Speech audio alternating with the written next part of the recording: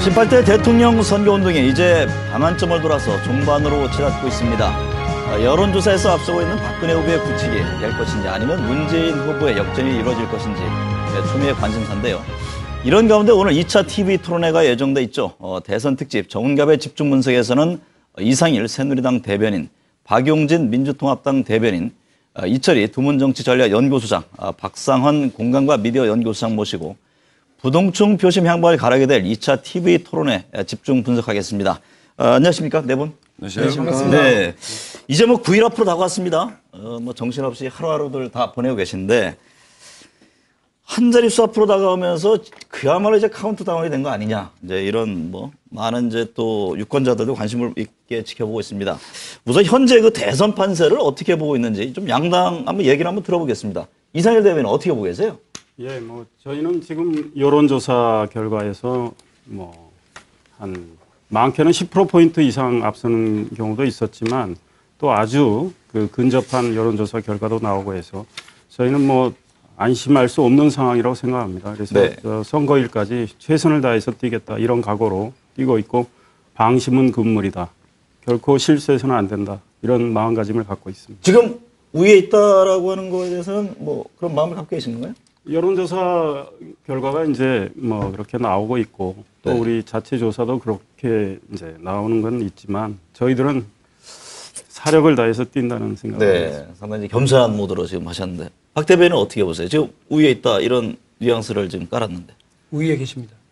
인정하시는구나. 예, 그런데 지난주하고 이번 주하고 여론조사를 한 주를 비교할 수 있는 지표가 4개가 나왔어요. 그래서 그중에 TNS, 리서치뷰, R&R, 미디어 리서치 이렇게 4개가 있는데요.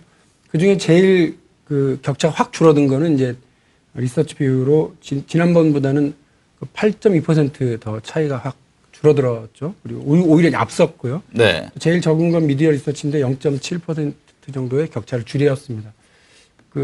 우리 국민 여러분들께서 이해하기 쉽게 생각을 말씀드리면 박태환 선수의 1000m 마지막 50m 스퍼트 쭉쭉 밀고 나가는 네. 추세가 더 중요한 거지 않습니까? 탄력이 붙었다 이렇게. 지금 이 시점에서는 좀 저희가 뒤지지만 탄력 붙고 그 추세로 앞서 나갈 수 있다. 충분히 가능하다. 남은 건 관중석에 응원만 해주시는 것이 아니라 직접 투표에 참여해 주시는 거고 투표율을 역대 가장 높은 투표율까지는 어렵겠지만 75%까지 국민 여러분들이 만들어 주시면 마지막 스퍼트 하는 선수 문재인 후보가 큰 힘과 용기를 얻을 수 있을 거다. 이런 부탁 말씀드립니다. 지금 열세지만 마지막 변수는 여전히 남아있다. 그렇습니다. 네.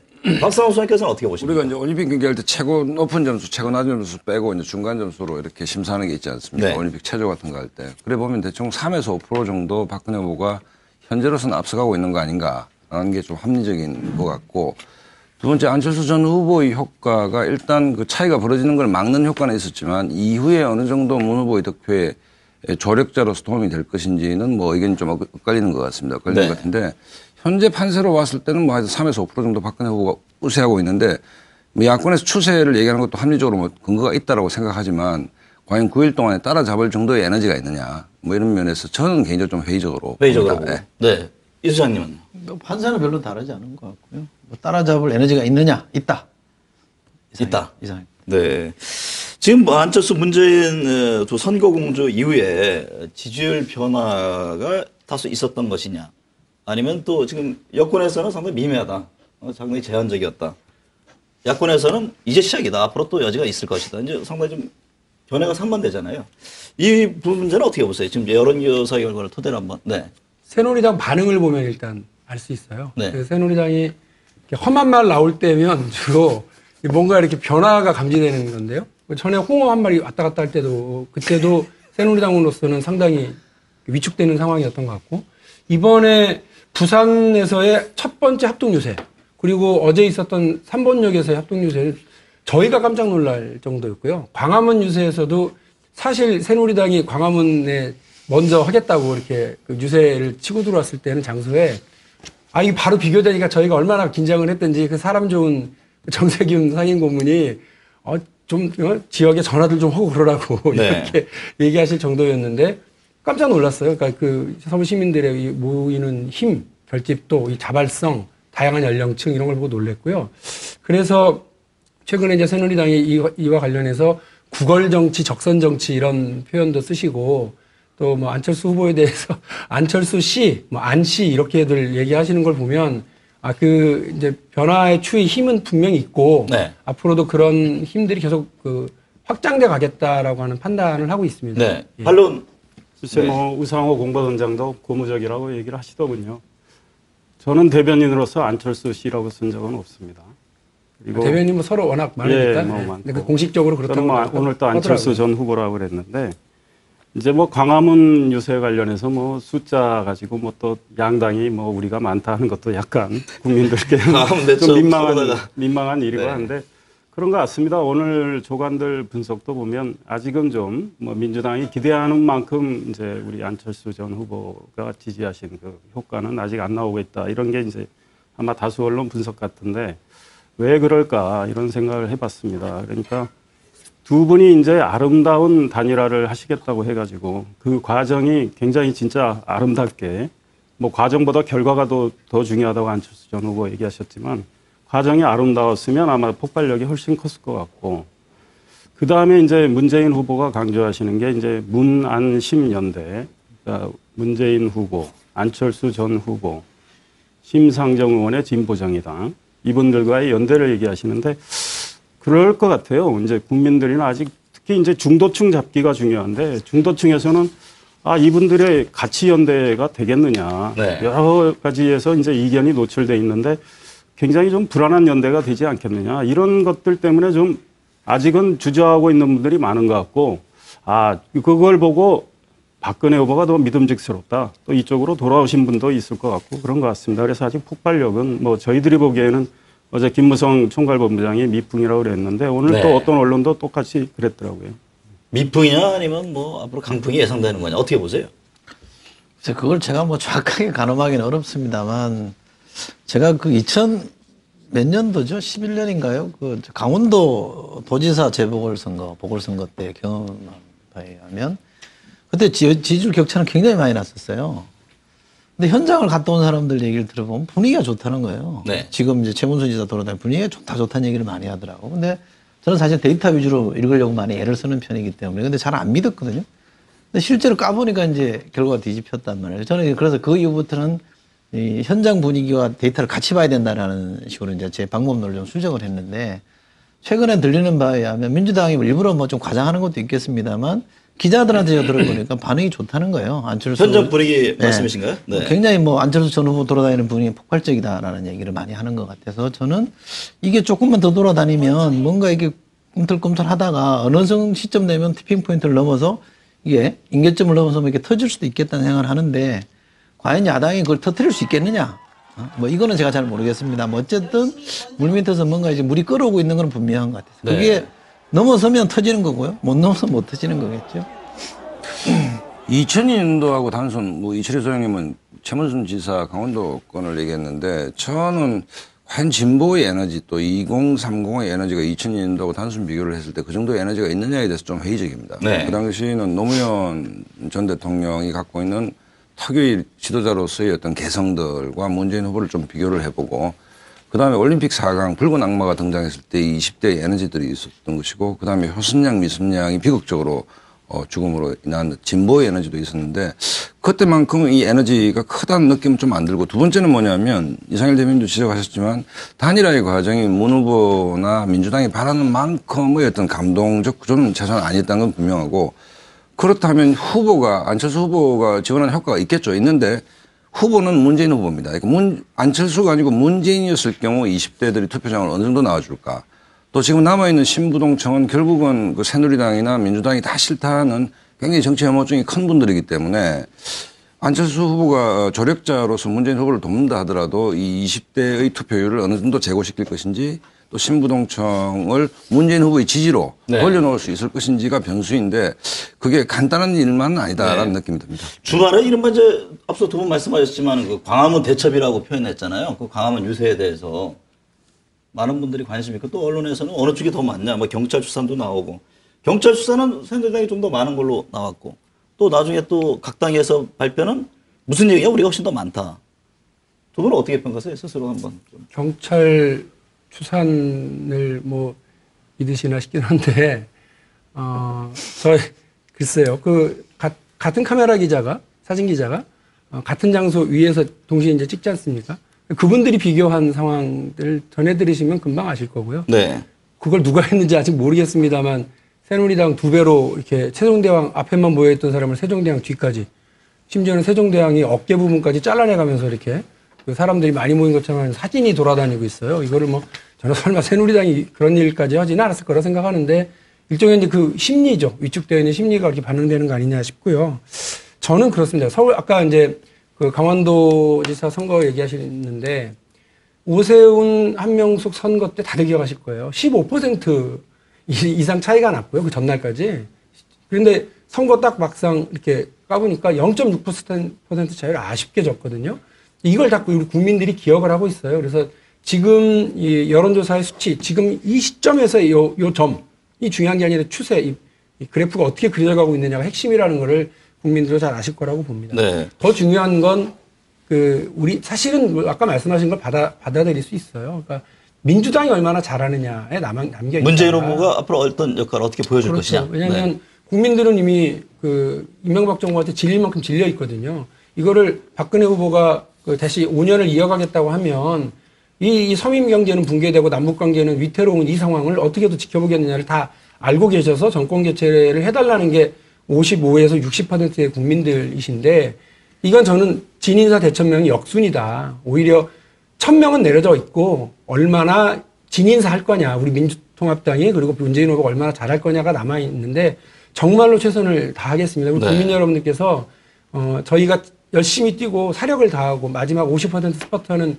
박태환 선수처럼 할 테니까 응원 계속 보내주시고 꼭 투표 참여해 주시면 고맙겠습니다. 오늘 50m 스파트를 많이 강조하시네요. 남은 기간. 네. 제가 논평을 냈던 게 그런 겁니다.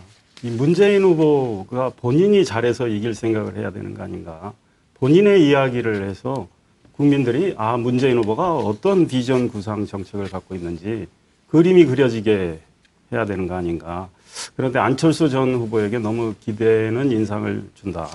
그러니까 이제 안철수 전 후보가 지지했을 때도 박근혜 후보는 뭐 유세에서 민생을 얘기하던 그 시각에 문재인 후보는 안철수 후보가 절 지지한 걸 아시죠? 이걸 많이 강조를 하시더라고요. 그래서 물론 뭐 안철수 후보 지지가 급했다고는 생각하지만 앞으로는 문재인 후보가 좀 더 두각을 나타내야 되겠죠. 그러니까 안철수 후보하고 지금 거의 두 분이 같이 나타나는 현상이 한편으로는 도움이 되겠지만 또 한편으로는 뭐 문재인 후보의 존재감의 그 상실이랄까, 뭐 상실까지는 아니더라도 좀 떨어뜨리는 요인이 되지 않을까 생각하고, 광화문 유세 숫자의 많고 적음을 얘기하는 건 좀 민망하고요. 그거에 대해서는 뭐 국민들이 판단하시면 될 것 같고, 이제 사진 조작 문제는 조작된 사진은 틀림없고, 그건 저희가 먼저 발견해서 그 문제를 저희도 제일 먼저 제기를 했다는 걸 말씀을 드리고, 그 오세훈 전 시장, 한명숙 이제 전 대표 두 분이 이제 그 2010년에 결었을 때 맞습니다. 그래서 저희가 지금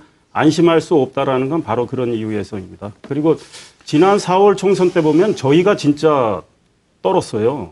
이 여론조사에서도 저희가 이게 지는 거 아닌가, 130석 이상 못 나오는 거 아닌가 굉장히 떨었고, 오히려 민주당은 뭐 상당히 과반 이상을 생각하고 좀 느긋한 상황이었는데, 그때 또 까보니까 뭐 저희가 이제 뭐 20표가 있어서 그런지 몰라도 저희가 이제 승리를 했는데, 어찌됐든 결국은 이제 국민들의 현명한 판단을 기다려야 되는데, 우리는 각자의 이야기로 국민들께 다가가는 게 어떨까. 양진영에서 20표가 어쨌든 우리 표다. 이제 그런 지금 논리를 펴고 계시는데. 현재로서는 모르죠. 여론조사 공표일까지는 이제 이틀밖에 남지 않았잖아요. 그래서 앞으로 남은 이틀 동안에 소위 말해서 여론 변화에 영향을 줄 수 있는 변수, 추이는 뭐가 있을까요? 오늘 뭐 TV 토론. 오늘 밤 TV 토론. 네, 뭐 변수가 많은 전문가들이 된다라고 보는데, 뭐 결정적 실수가 나오지 않는 이상 보통 전문가의 TV 토론이 각 진영을 결집시키는 효과는 있지만 그게 큰 변수는 없다라고 보긴 하지만, 어찌됐든 공표일 이전에서 가장 큰 이벤트는 오늘 TV 토론이기 때문에 이 TV 토론이 변수가 된다면 될 수 있다라고 저는 봅니다. 네, 이 소장님은 뭐가 있을까요? 저는 우선 뭐 공표일 이전에 여론조사가 결과랑 일치할 거라고 보지는 않습니다. 개인적으로는 이번 선거는 좀 다르게 봐야 된다고 생각하는데요. 일치할 가능성도 있습니다. 저는 다를 가능성이 많이 있다고 보는 편이고요. 네. 계속 남아있는 하루하루를 계속 봐야 된다. 그렇죠. 이런 이게 지금 입장이네요. 추세가 이렇게 어느 정도 패턴이 잡혀 있으면 사실 맞는데 이게 지금 공표일 직전에 뭔가 이제 움직이고 있는 흐름이기 때문에 만약에 지금 시점에 나온 여론조사와 이틀 뒤에 나온 여론조사에서 뭐 고정 패턴으로 나왔다 그러면 뭐 변화의 가능성이 거의 없다고 보는 게 맞을 텐데 그때도 뭔가 움직이고 있다 그러면 그때는 이제 막상 마지막까지 가봐야 된다는 저는 생각하고요. 지금 저는 똑같은 생각인데 문제는 박근혜 후보는 이미 이제 뭐 최고치까지 올라가 있는 것 같고 쓸 수 있는 수단도 거의 다 썼다고 저는 생각합니다. 김종인 위원장까지 이제 불러냈기 때문에 다 쓴 거죠. 그렇다면 야당이 어떻게 하느냐만 달려있다고 봅니다. 야당이 잘하면은 투표장에 불러내서 해볼 만한 구도가 되는 것이고, 뭐 너무 이제 불호하게 얘기해서 죄송한데, 어쨌든 문재인 후보가 아까 말한 대로 문재인 후보가 뭔가 적극적으로 해내서 끌어낼 수 있다면 저는 야권이 이길 수 있는, 역전할 수 있는 기회가 된다고 보는 점에서 마지막 변수는 역시 야권, 문재인 후보가 어떻게 하느냐에 달려있는 거고요. 그 문재인 후보는 저는 하나만 볼 필요 없는 것 같아요. 저는 야권의 후보는 지금 사실상 둘입니다. 지금 그것이 이제 이장일 대변인 말씀처럼 문재인 후보를 가리고 있는 효과도 있지만 역으로 산거리 하는 효과가 또 있는 거기 때문에 어느 게 더 득이 될지는 잘 모르겠습니다만 어쨌건 지금 야권으로는 후보가 둘인 듯이 움직이는 게 별로 나쁘지 않은 것 같다는 게 제 생각이거든요. 그러면 안철수 후보가 바깥에서 마치 한신이 움직여서 유방을 도왔듯이 그런 구도를 만들어낼 수 있을지 없을지는 모르겠습니다만 저는 여기서 성패가 갈린다고 봅니다. 그러니까 후보로서 문재인 후보가 얼마나 자기 독자성과 자기 브랜드를 보여주느냐도 중요하고 안철수 후보, 전 후보가 바깥의 힘을 에너지를 모아서 얼마나 선거판을 끌어내느냐 그것도 중요하다. 그렇죠? 그런 변수가 움직인다고 저는 생각합니다. 최대 표밭인 수도권 또 이번 대선의 스윙 보터로 떠오른 이제 PK 지역인데 뭐 여야 할 것 없이 이 부분에 상당히 좀 관심을 집중하고 있는 거 아니겠습니까? 지금 새누리당은 어떤 전략으로 갖고 있는지요? 저희도 뭐 이 지역이 뭐 매우 중요하다고 생각합니다. 네. 그 아마 문재인 후보께서 14일 날 내려가시는 걸로 알고 있습니다. 그래서 뭐 저희도 이제 그 PK 지역에 계속 뭔가 그분들의 이제 민심을 잘 우리가 이제 담아낼 수 있는 여러 가지 것들 생각하고 있는데 그동안에 이제 그 PK 지역에서 이제 그 어떤 생각을 하고 있는지는 뭐 저희들이 잘 알고 있고 박근혜 후보가 이제 뭐 여러 차례 내려가서 그분들의 그 어떤 희망이나 염원을 수용하는 이제 공약도 발표를 하셨고 지난 총선 때 이제 역시 문재인 후보가 출마하셔서 PK 지역을 이제 뭐 정치적 표현으로 쓰면 흔들려고 많이 애를 많이 쓰셨죠. 또 민주당이 총력전을 폈고 그런데 이제 뭐 저희도 그 가서 우리의 진정성을 보여드리면서 이제 대응을 했기 때문에 저희가 뭐 선방을 했었던 셈이죠. 그런데 뭐 그랬다고 해서 이번에 안심할 수는 없지만 저희가 그동안 최선을 다해왔기 때문에 PK 지역에서도 어떤 후보가 이 지역을 더 잘 발전시키고 주민들의 삶을 개선할 것인지 현명하게 판단하실 거로 생각하고 있습니다. 새누리당 입장에서는 최저 득표율 감안하고 있는 게 몇 %입니까? 그러니까 이제 뭐 저도 그런 분석에 동의를 합니다. 이제 노무현 대통령께서 그때 29% 얻으셨나요? 네.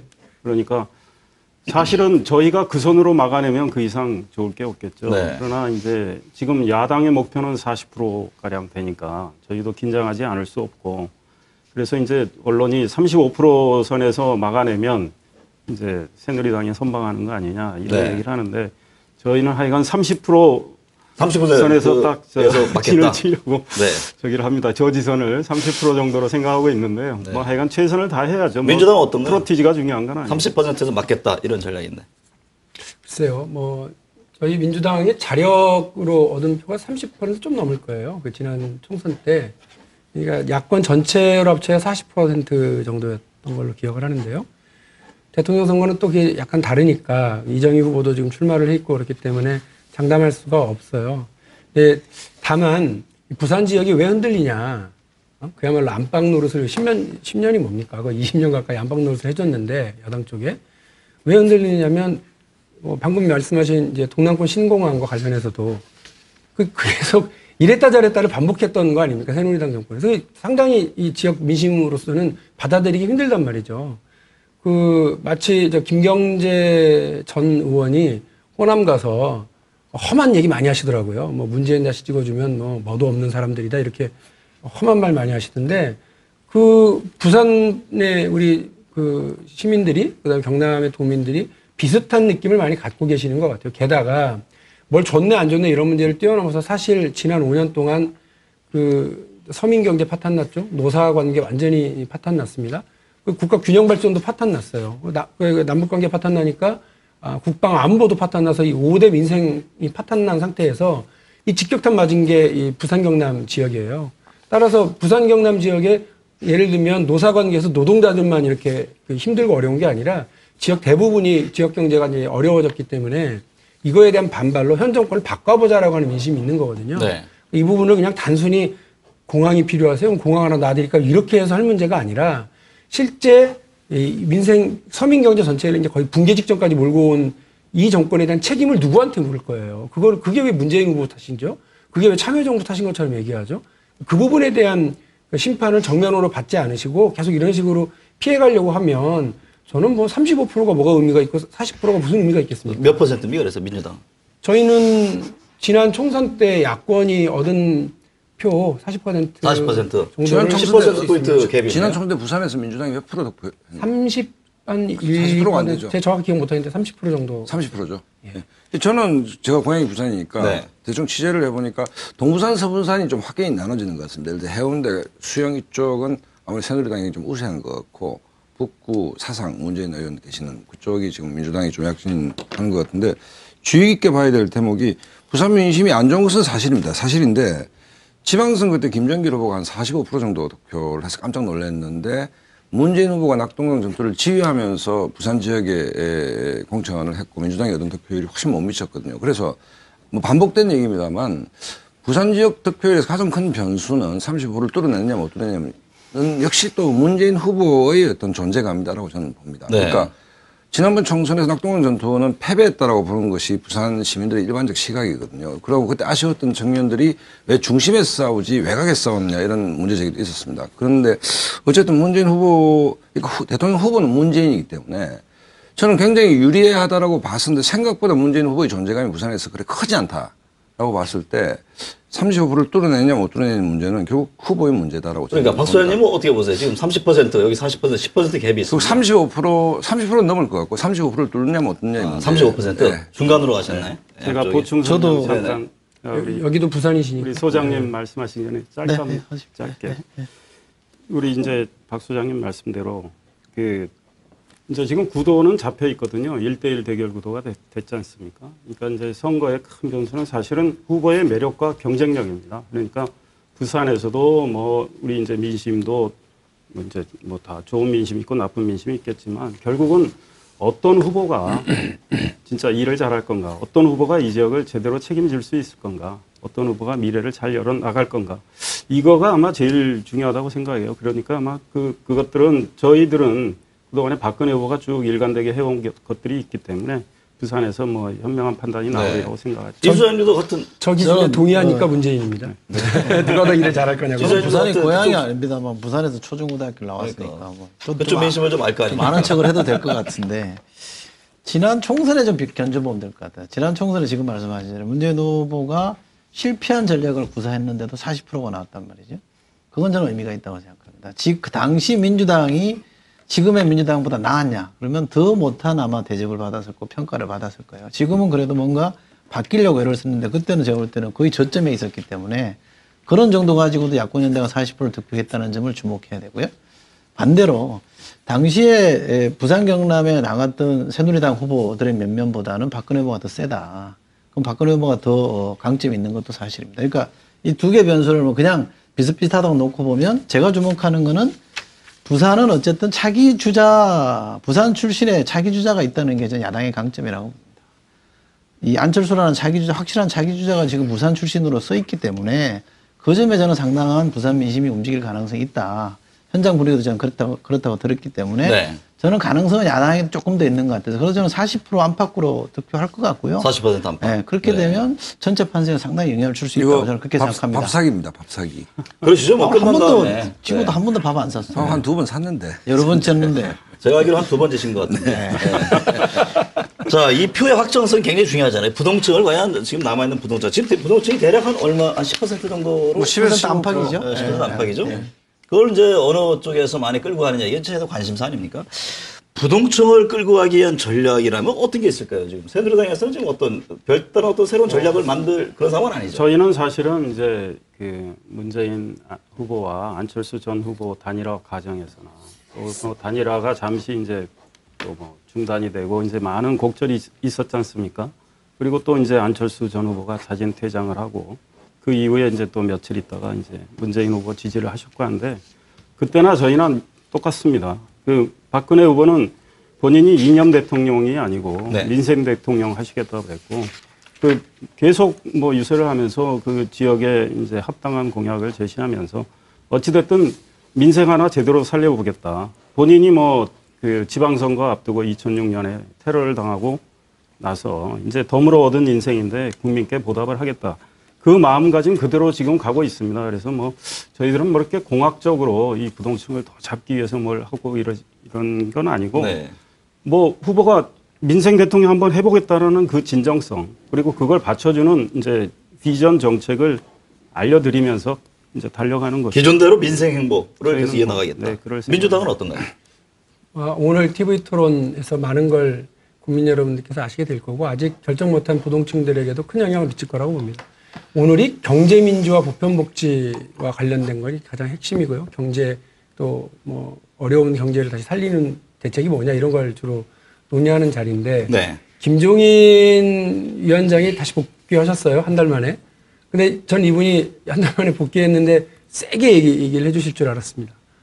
그런데 박근혜 후보가 경제민주화에 대해서 그래도 진정성 있는 사람이다라고 얘기를 했는데 그 앞에 뭐가 붙었느냐면 새누리당 안에서는 이었습니다. 지금 나와 있는 대통령 후보 중에 혹은 정치인들 중에 이렇게 얘기를 안 하셨어요. 이게 무슨 말이냐면 그분이 여전히 그 한겨레 신문과의 인터뷰에서 박근혜 저 경제민주화 모른다. 그리고 여전히 재벌과 대기업의 로비의 대상이다. 이렇게 얘기하신 것이 여전히 진실이라고 생각합니다. 잠깐 잠시만요. 한겨레 신문에서 그래서 그렇게 얘기한 적은 없죠. 그러니까 뭐 네. 다시 읽어보시면 되고요.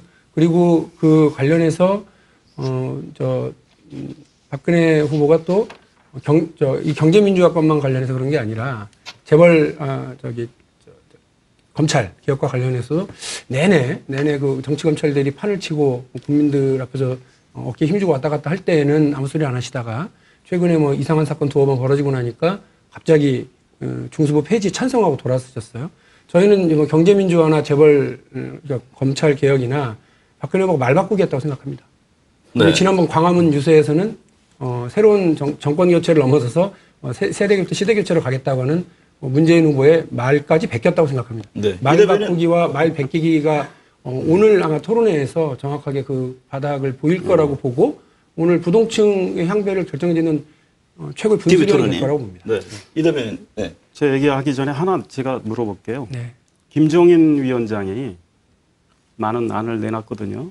근데 이제 네. 박근혜 후보가 뭐 채택한 게 있고 안 한 게 있고 본인이 공약이니까 예. 뭘 채택 안 한지 아세요? 예, 세 가지 얘기. 네, 세 가지가 뭡니까?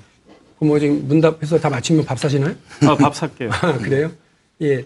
대기업 집단법이 있죠. 그 다음에 중요 경제사범의 국민 참여 재판이 있죠.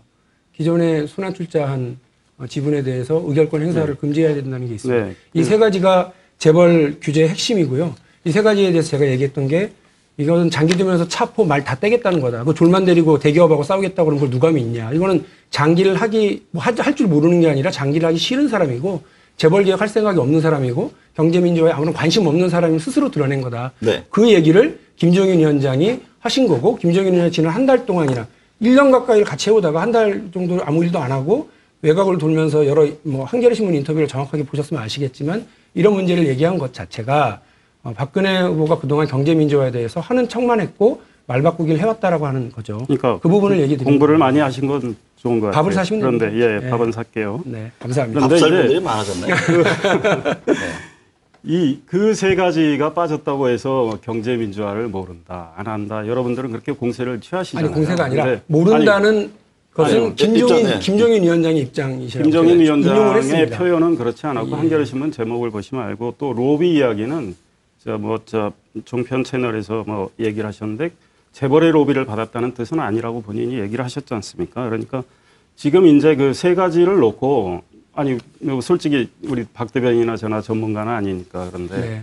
이게 과연 이게 지고지선한 정답이냐 이건 아니지 않습니까? 그러니까 이제 국민들이 결국은 보시겠죠. 그러니까 판단을 하시겠지. 왜냐하면 박근혜 후보는 경제를 살리는 경제민주화를 하겠다는 거고요. 제가 뭐 야당 주장에 대해서 뭐 일부러 뭐라고 할 생각은 없으니까. 그러니까 본인이 후보로서 본인이 내놓은 공약을 본인이 선택을 해야 되니까 뭐 그 과정에서 뭐 김종인 위원장 뭐 문재인 후보와 안철수 전 후보 사이에 뭐 곡절도 있었듯이 저희도 있었던 건 사실입니다. 그런데 김종인 위원장 어제 말씀을 하셨죠.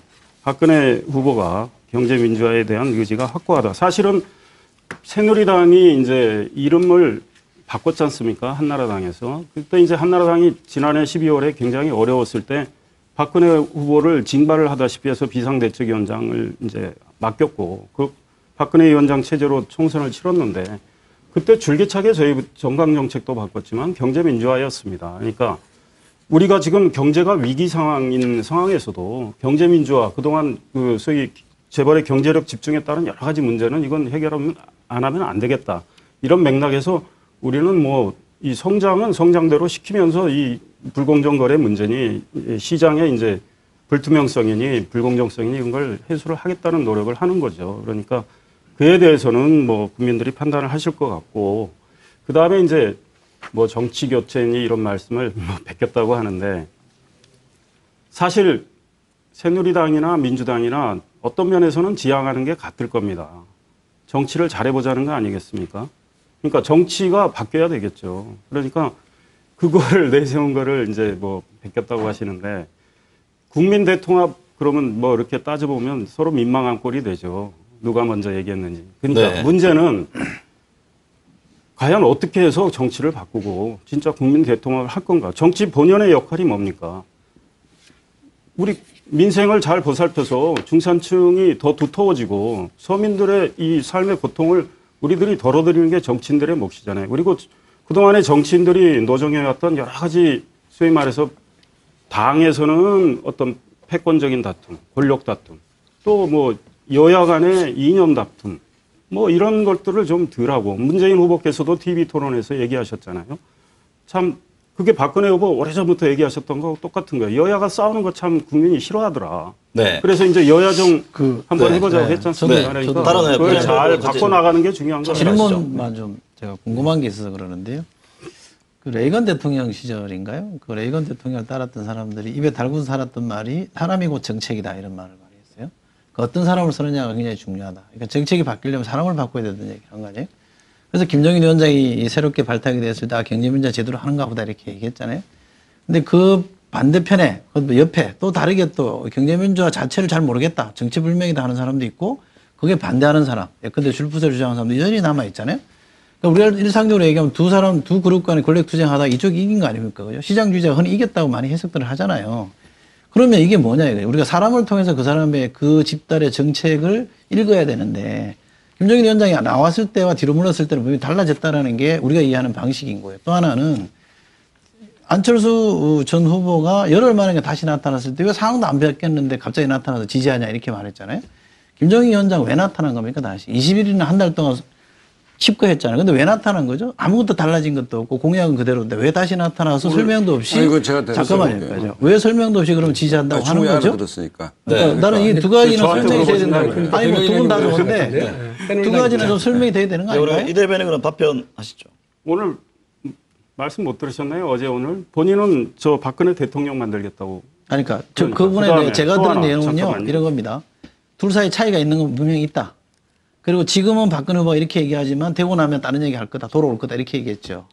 이 박근혜 후보가 말 이제 바꿀 거라는 지금 걸 예고하고 지금 우리 보세요. 지지한다는 거예요. 경제민주화에 대해서 김종인 위원장한테 뭐 저 과거에 우리 헌법에 그 조항도 넣고 하셔서 사실 권위가 있는 거죠.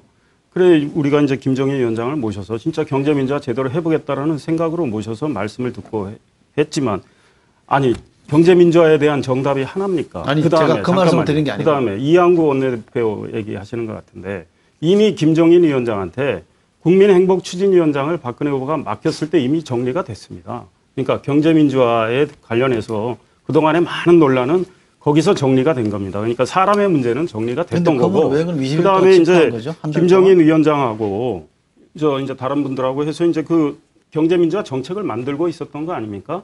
만드는 집권- 과정에서 이제 집권을 소위 왜 한 거죠? 아니, 그러니까 세 가지 문제에 대해서 김정일 위원장이 서운하셨던 건 있죠. 그럼 저는 그게 큰 배경이라고 그러면 그 부분에 생각을 다시 해요. 나오는 거는 그거는 다시 바뀐 나온 게 없죠. 거는 이게 말꼬리를 잡을 게 아니고. 아니 내용을 정확하게 왜 아니, 그 말꼬리라고 아니, 얘기하세요? 그러니까 설명을 들어보세요. 네, 해보세요. 그러니까 네. 이분은 그 생각을 하신 거죠. 아니 그분이 직구하는 동안에도 그랬습니다. 공약은 후보의 것이고 후보가 만드는 거라고. 그러니까 자기는 그런 의견을 냈죠. 그러나 후보는 본인이 생각을 해서 채택을 한 거 아니겠습니까? 후보는 후보 나름대로 고심을 무지하게 했고 그 고심의 흔적은 언론 보도를 통해서 많이 나왔죠. 또 다른 분들의 말씀도 듣고 우리 경제의 현실적인 여건도 감안하고 그 김정인 위원장은 이제 선거도 얼마 남지 않았는데 그래도 자기가 보기에 경제민주화 가장 잘할 분은 박근혜 후보다 이런 생각을 하고 나오신 거죠. 그렇죠. 그렇게 해석을 한다 그러면 예컨대 열흘 만에 다시 등장한 단일화하겠다고 약속하고 열흘 만에 다시 등장한 안철수 전 후보를 비난하면 안 되죠. 그러니까 왜 바뀐 사정도 없는데 글쎄요. 갑자기 지지하고 나서냐 이렇게 비난하는 제가 거는 쓴 저는 논평에서 앞뒤가 안 맞다고 제가 저는 쓴 본다 논평에서 이거예요. 한번 찾아보십시오. 아니 그 새누리당이 네. 그렇게 한 한번 거죠. 아니, 근데 어떤 이 대변인은 그렇게 뭐라 그런 게 하는데 아니고 자, 우리 박상훈 소장. 비판이나 예. 논의는 제가- 일관성이 있어야죠. 저는 그냥 오늘 TV 토론에서 민주당에 중심으로 말씀을 드리고 싶은 부분이 예를 들어서 지금 경제민주화가 헌법의 119조 2항 아닙니까? 그다음에 문재인 후보가 경제민주화를 포괄적 개념이죠. 강조한다라고 수차 말씀을 하셨는데 그렇다면 역으로 경제민주화를 강조하기 때문에 119조 1항 자유시장 경제를 부정하는 겁니까? 묻는 것은 그건 질문이 안 되는 질문이죠. 말도 안 되는 소리 말도 안 되는 질문이죠. 그렇다면 자유시장 경제 질서가 제대로 잡히지 않고 있기 그러니까 때문에 새누리당에서 이 항이 필요한 거예요. 그러니까 2항을 강조하면 1항을 그러니까 재벌 개혁이 되게 중요한 그러니까 문제예요. 2항을 강조하면 1항을 부정합니까라는 질문이 말이 안 되듯이 2항 경제민주화는 스펙트럼이 대단히 넓은 것이죠. 넓은 것이고 예를 들어 순환 출자 문제만 놓고 보더라도 박근혜의 정책이 있지 않습니까? 예를 들어 기존 했던 것은 그러니까 국민이 판단할 문제는 기존 것은 일단 그거 놓고 향후는 절대 금지하겠다는 것이고 문재인 후보의 정책은 3년간 유예를 두고 하겠다는 얘기 아닙니까? 이 문제는 옳고 그름의 문제가 아니고 잠깐만요. 들어보세요. 그러니까 저는 내용에 대해서 질문한 게 아니 아니에요. 그러니까 들어보세요. 왜 엉뚱한 대답을 하고 계세요? 박근혜는 경제민주화 반대론자이고 대답을 문재인은 드릴게요. 경제민주화 찬성론자이라는 이 구도, 그러니까 선과 악의 구도 속에서 박을 몰고 가려는 의도는 아니, 그럴 생각 없어요. 실패할 것이다. 그러니까 박근혜 당신은 경제민주화 정책이 뭐냐 펴봐라 하는 것이고 제 질문은요. 문재인 후보를 펴보는 것이고 그 속에서 국민 소비자가 선택하는 것입니다. 얘기를 해드릴까요? 아니, 그러니까 잠깐만. 제 질문은 박근혜 후보의 경제민주화가 잘못됐다는 뜻이 아니에요. 저는 한 번도 그렇게 얘기 안 했어요. 지금까지 맥락에 대해서 설명할 부분이 있을 때 왜 설명 안 해주냐 이 말이에요. 설명해달라고 얘기한 거잖아요. 뭘 설명을 해요? 아니 지금 이거는 소장님이 설명하지 왜 지금 않았는데 이런 게 설명이 자, 안 돼 있잖아요. 말씀하신 좋습니다. 거 관련 간단하게 얘기 좀 해드려야 될 것 같은데요. 짧게 하시죠. 예, 경제 짧게. 문제를 너무 깊이 들어. 오늘 TV 토론 8시에 다들 봐야 되는데 예, 이 여기서 주제로 다 해버리면 많이 안 됩니다. 순환출자 기존 순환출자 관련해서 그렇게 얘기하시는 거 관련해서요. 그러니까 이제 이미 아픈 건 됐고 앞으로 안 아프게 할게 이 얘기는 별로 의미가 없다는 거고요. 이미 김종인 위원장이 명언을 하셨어요. 저는 김종인 위원장이 우리 선거운동 다 해주신다고 생각하는데 그 기존의 순환출자와 관련해서 제재받는 데가 어디라고 생각하세요? 그 토론을 할 거 아니거든요. 저 말은 잠깐만요. 3년 유예를 두는 문재인 아니, 그러니까 후보의 안과 그다음에 기존 것은 그 고용 창출을 위해서 그쪽에 투자하는 것이 낫다는 박근혜 안을 소비자가 선택하면 되는 문제라는 아니요. 얘기죠. 김종인 위원장 얘기를 한다고요. 김종인 위원장. 김종인 뭐라고 위원장이 했냐면 삼성과 현대만 여기 해당된다고 그랬어요. 근데 지금 말씀하시는 건 마치 이걸 받아들이면 자, 이 문제 여기서 정리하겠습니다. 이걸 받아들이면 제가. 네. 시장 경제 질서를 다 왜곡하는 것처럼 얘기하시는 건 아니 그 얘기가 심한 아니고, 왜곡이죠. 아니 그렇게 공격을 한다면 그것이 공격이 합당한 아니라 공격이 아니듯이. 김종인 위원장님 말씀을 잘 들으실 필요가 아니 있다고요. 김종인 위원장이 예수님 자, 말씀처럼 좋습니다. 말씀하시는 두 분 여기서 이쪽에 모셔봤습니다. 제가 네. 보니까 하나 잠깐만 네. 짧게 그 이정우 이 문제입니까? 이 문제? 네, 하나만 이정우 위원장이신가요? 지금 캠프에 이제 경제민주화 맡고 계시잖아요. 김정인 위원장이 직후하실 때 이리 오시라고 우리가 더 높은 자리 드리겠다고 그러신 적이 제가 기억이 나는데 그러니까 뭐 이 정치적으로 활용하겠다는 생각인데 김정인 위원장이 이제 다시 돌아오셔서 뭐 우리 박근혜 후보 얘기를 하시니까 또 뭐 논평도 뭐 그쪽도 썩 그렇게 좋게 나온 것 같지 않더라고요. 저는 김정인 전형적인 위원장에 국가가세라고 대해서. 봐요. 김종인 위원장 그것이 본인이 생각하고 있는 분명한 게 있는데 몇십 년을 품어오던 세상을 바로잡고 시장 질서를 자료대로 잡으려면 뭘 해야 되는지 뻔히 알면서 박근혜 후보를 위해서 자기의 뜻을 굽힌다? 전형적인 국가가세죠. 되게 안타깝게. 그건 좀 지나치는 그러면 거고 제가 예를 질문 들자면 하나 그러면 할게요. 의원 정수 축소 관련해서 네. 좀 안철수 전 후보 의원 정수 축소하자고 얘기하셨죠. 문재인 고가가세라고 후보 했어요. TV 문재인 후보가 학자가 아니잖아요. TV 고가가세라고 토론에서 얘기했어요. 아니 정치인은 그러니까 국민들의 그게 의견을 듣고 자기 생각을 바꿀 아까 수 뭐 있지만 말 바꾸기 얘기도 하셨는데 TV 토론에서 안철수 학자가 그렇게 하시면 안 되잖아요. 전 후보에 대해서 그 문재인 후보가 의원 정수 축소 안 된다. 중앙당 축소 안 된다. 국고보조금 축소 안 된다. 정치 기능을 죽여서는 안 된다. 줄여서는 안 된다. 이런 말씀 하시다가 지금 안철수 전 후보의 지지가 급했지 않습니까? 그래서 의원 정수 축소하기로 했지 않습니까? 새정치위원회에서 건의하면 그걸 받아들이기로 의견을 내놓은 거죠. 토론을 보면서 국민들이 그 차이를 분명히 목격을 했습니다. 그래서 어찌됐든 김정일 위원장에 대해서 하시고 있는 얘기나 그렇게 하면 우리도 따질 게 많은 거죠. 그러니까 우리 학자들 중에 자기 자, 좋습니다. 여기서 있어요? 정리한다니까요. 자, 그리고 국가가세란 학자를 두고 하는 말이에요. 박근혜 후보 쪽에서 이 그렇게 정치 문맥만 교체를 가지고 그렇게 따지나요? 다 끝나고서 두 분은 좀 말씀 많이 하시고. 다시 하셨으니까 제가 먹어야 되겠습니다. 박근혜 후보 쪽에서는 지금 정치 교체를 또 세 가지 문재인 하는 후보 건 쪽에서는 정권 교체를 지금 이야기하고 있잖아요. 정치 교체 대 정권 교체. 이거 어떻게 보세요? 이게 국민들의 공감대가 지금 이게 확산될 수 있을까요? 아니 우선 그러니까 정치 저는- 교체가 뭔지부터 좀 설명을 해줬으면 저는 좋겠어요. 아까 제가 충분히 설명드렸다고 생각하고 사실은 정권 교체도 지향하는 게 뭐겠습니까? 결국은 정치를 좀 바꿔야 되겠다는 거 아니겠습니까? 정권 교체는 정권 담당자가 바뀌는 아니, 건데 물론 그렇지. 그러니까 정치를 바꿔야 되겠죠. 정치 교체는 뭐죠? 그러니까 아까 제가 충분히 설명을 드렸다고 생각하고 새정치. 그다음에 그러면 야당 정권 결국은 교체해야 우리 되겠구만. 국민의 입장에서는 정권 교체보다는 더 큰 소위 어젠다가 정치 교체. 그러니까 그게 뭐냐고 제가 아까 잘못 들었다고 그러니까. 치고요. 죄송합니다. 그러면 뭐죠? 간명하게. 아니 정치 교체를 생각하는 분들은 다 다를 수 있다고 봐요. 근데 제가 생각하는 정치 교체는 그래요. 우리가 지금 정치권이 왜 불신받고 욕을 먹습니까? 그러면 정치 본연의 일을 못하기 때문 아닙니까? 그 정치는 왜 존재합니까? 그러니까 제가 이해하는 게 이렇다면 그래서 뭐 맞습니까? 내 잠깐 얘기를 더 네. 들어보시죠. 그러면 우리가 본연의 일을 하고 욕 먹던 거 안 먹는 노력을 해야 되고 그러면 결국은 아니 우리가 정치하는 이유는 우리가 민생을 보살피고 중산층 서민 잘 챙기고 소위 말해서 국민들이 저 정도면 이분들은 의원 정수 축소 안 해도 되겠구나. 세비를 더 받아도 되겠구나. 이런 노력을 그런 평가가 나오게끔 노력을 해야 그러니까 되겠죠. 제가 이해하는 걸로 아까 치면 그 말씀드리는 과정에서 여야의 권력 투쟁이니 이념 싸움이니 추가로도 말씀을 드렸는데 정권 교체를 하시겠다는 분들도 여러분들도 민생도 얘기하시고 하는데 결국은 소위 말해서 방법론은 다르겠죠. 그다음에 아까 추구하는 목표가 다를 수는 있어요. 그러나 이제 국민들이 평가하기에는 이 정치권이 그러니까. 달라지겠다. 우리 박근혜 후보가 얘기를 하시는 정치 교체는 네. 결국은 여러분들이 말씀하는 그 정권 교체. 지금 이명박 정부 파탄냈다. 이렇게 말씀하잖아요. 그러니까 잘못했으면 바꿔야 되는 거 아니냐. 그런데 무슨 그림을 그리는지 저는 잘 모르겠어요. 그래서 어떤 분들은 그렇죠. 박근혜 후보가 정권을 창출하면 사실상 정권 교체라고 보는 분들도 많아요. 그러니까 아까 제가 후보의 경쟁력도 얘기했는데 그러면 후보가 뭘 지향하느냐, 어떤 비전을 제시하느냐, 그게 중요한 거죠. 그걸 우리는 그렇습니다. 새정치로 우리도 시간이 많지 않기 때문에 거죠. 좀 답변을 좀 압축해서 좀 서로 다. 네. 그러니까 제가 지금 궁금한 게 짧게 말씀드리면 이런 것 같아요. 정치 교체 하자는 얘기는 민생 살리는 정치를 하자는 거잖아요. 그죠? 그러면 현재 민생이 안 살아있다는 얘기잖아요. 그게 야당이 말하는 민생 파탄이나 뭐라고 표현하는 민생이 안 살아있다는 거잖아요. 민생을 책임진 사람이 누구죠? 정부 여당 아닙니까? 정부만 책임집니까? 책임 정치라는 큰 우리 이 정치 원칙에 보면 여당이 책임 있는 거 아닌가요? 그러니까 그죠? 잠깐 얘기 들어보세요.